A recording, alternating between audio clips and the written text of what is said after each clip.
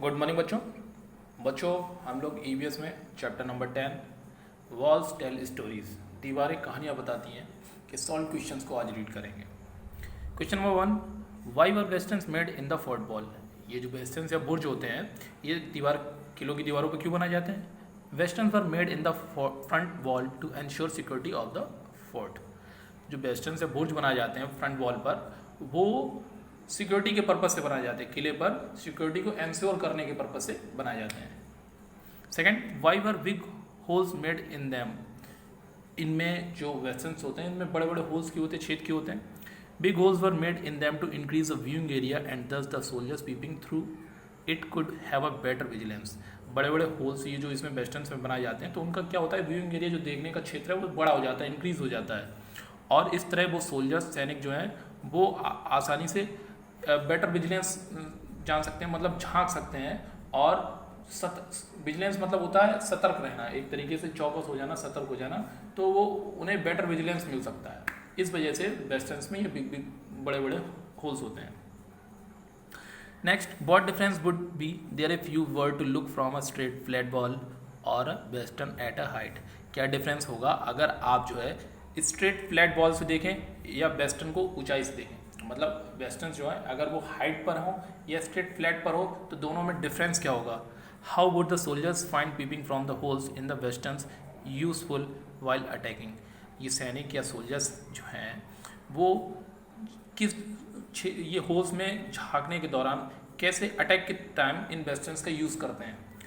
तो देखते हैं। वेस्टर्न्स are made in such a manner that soldiers can peep through its holes safety and can have a better vantage point which is not possible in case of straight flat ball। तो इसमें कहा जा रहा है जो वेस्टर्न से बुर्ज हैं वो इस तरीके से बनाए जाते हैं कि सैनिक जो है आसानी से इन होल्स के जरिए झांक सकें और सेफ्टी सावधानी के साथ उन्हें एक vantage point, better vantage point मिल जाए। वेंटेज पॉइंट कह सकते हैं एक सुरक्षित स्थान जहाँ से वो आसानी से सामने वाले सैनिक पर अटैक कर सकें, which is not possible in case of straight flat ball. तो ये वेंटेज पॉइंट जो है उन्हें स्ट्रेट फ्लैट बॉल पर पॉसिबल नहीं है। ठीक है, इस वजह से वेस्टर्न्स को हाइट पर बनाया जाता है। Next, how would the fountains have worked.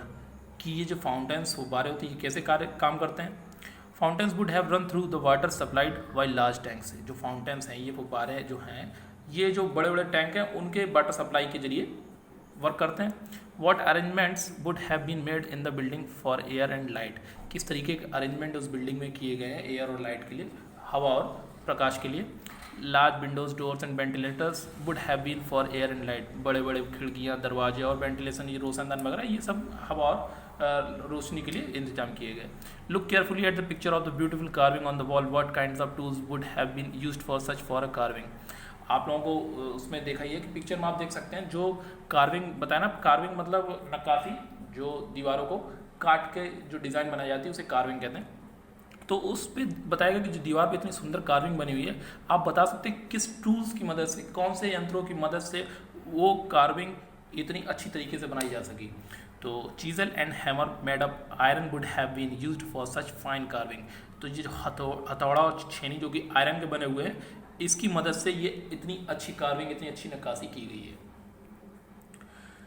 We still do not have any electricity at many places in our country. अभी तक हमारे देश में कई जगह पर बिजली नहीं है।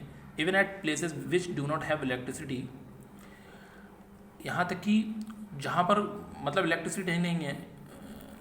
Just 1 minute. क्वेश्चन है, we still do not have any electricity at many places in our country. हमारे देश में भी कई जगह पर अभी तक इलेक्ट्रिसिटी अवेलेबल नहीं है, अभी लाइट बिजली नहीं अवेलेबल है। Even at places which do not have electricity, imagine what would happen if there were no electricity for 1 week. अगर कुछ स्थानों पर जहाँ मान लीजिए इलेक्ट्रिसिटी होती है, इमेजिन करिए अगर वहाँ एक सप्ताह तक बिल्कुल भी इलेक्ट्रिसिटी ना हो, बिल्कुल भी बिजली ना आए। What are the things that would be difficult to manage without it. तो क्या चीज़ें मुश्किल हो जाएंगी मैनेज करने के लिए बिना इलेक्ट्रिसिटी के? If there is no electricity in our city, अगर हमारे शहर में कोई इलेक्ट्रिसिटी, कोई बिजली ना हो, there would be great scarcity of water. तो सबसे ज़्यादा हमें पानी की कमी हो जानी है।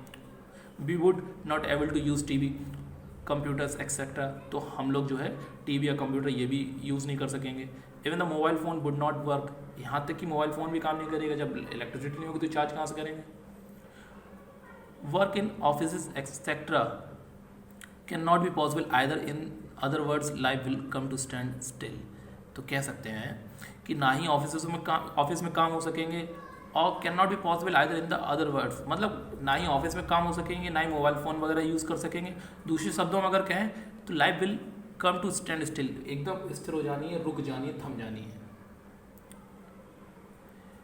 Next, at the place you are where does the sunrise, कुछ एक जगह पर जहाँ आप हैं, वेयर डज द सनराइज की सनराइज कहाँ से होता है, सूरज कहाँ से उगता है, वेयर डज इट सेट और ये छिपता कहाँ है, वेयर यू आर स्टैंडिंग जहाँ आप खड़े हैं, फाइंड आउट पता करें, what are 3 to your east, तो पता करें कि ये आपके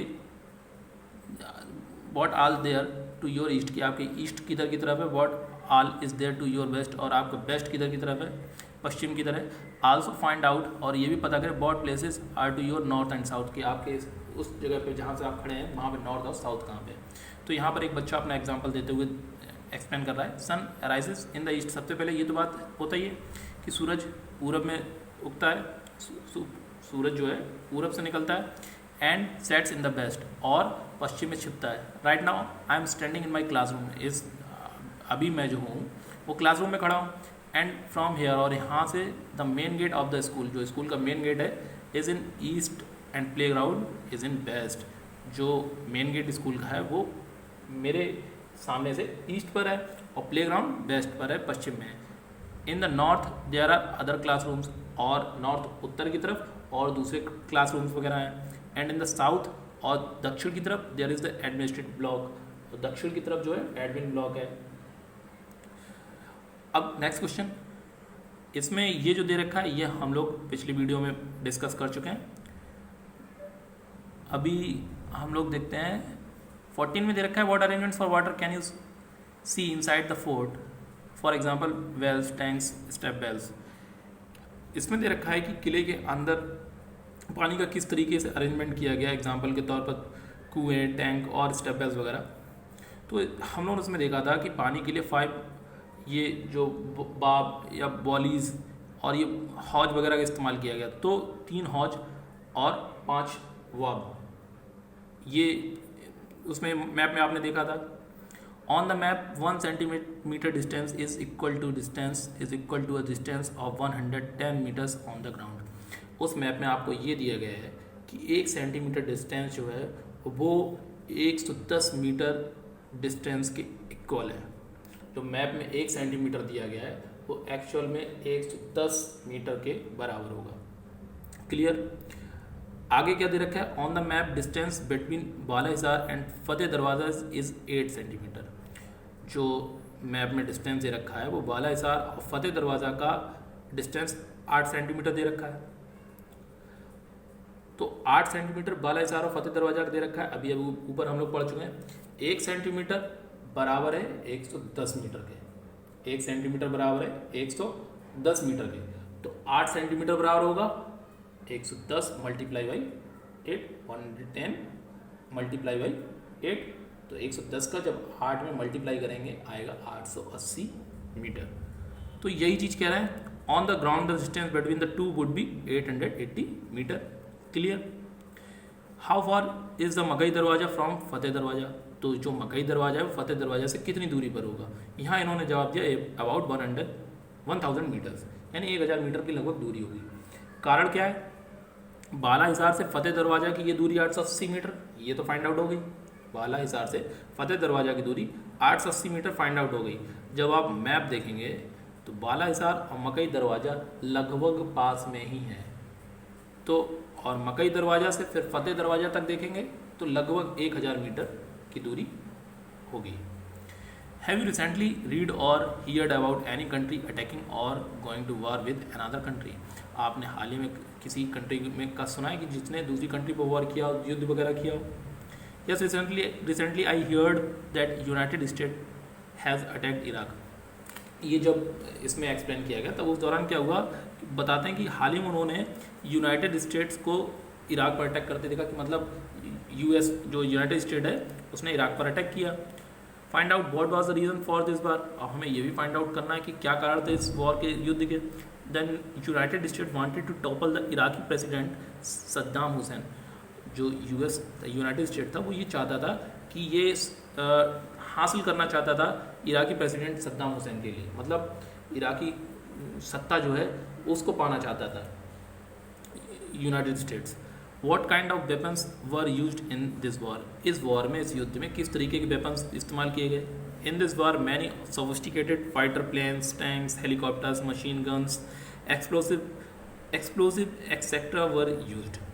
तो कह सकते हैं इस वॉर में, इस युद्ध में कई अत्याधुनिक फाइटर प्लेन्स, जो लड़ाकू विमान वगैरह, टैंक्स वगैरह, हेलीकॉप्टर वगैरह, मशीन गन और एक्सप्लोसिव कह सकते हैं जो बारूद वगैरह होते हैं, धमाके वगैरह की वाली चीज़ों का, बॉम्ब वगैरह का, इसका इस्तेमाल किया गया।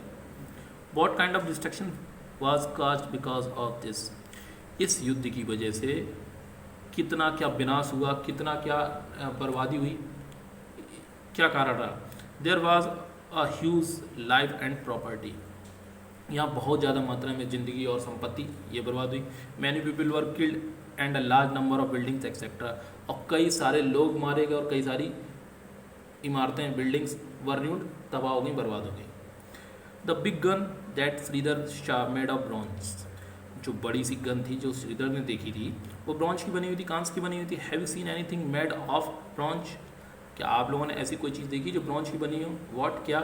Yes I have seen idols, medals, cannon and decorative goods made of bronze, हाँ हमने कई मूर्तियाँ, मेडल, तोप और कई सजाने वाले जो सामान और डेकोरेटिव गुड्स होते हैं वो ब्रॉन्ज के बने हुए, कांच के बने हुए देखे हैं। नेक्स्ट क्या है, find out from your elders about some of the things made from bronze that were or are still used in your house. आपको ये पता करना है अपने बड़े बुजुर्गों से, अपने एल्डर्स से, कुछ ऐसी चीज़ों जो कि ब्रॉन्ज की बनी हुई हैं और आपके घर में इस्तेमाल हो रही हैं।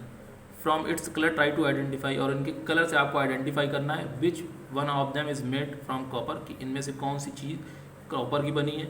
विच फ्रॉम ब्रास, कौन सी पीतल की बनी है। ऑन विच फ्रॉम ब्रॉन्ज, और कौन सी ब्रॉन्ज की बनी, कांच की बनी है। There are many idols and decorative goods, यहाँ कई सारे मूर्ति और डेकोरेटिव गुड्स सजाने वाले सामान हैं।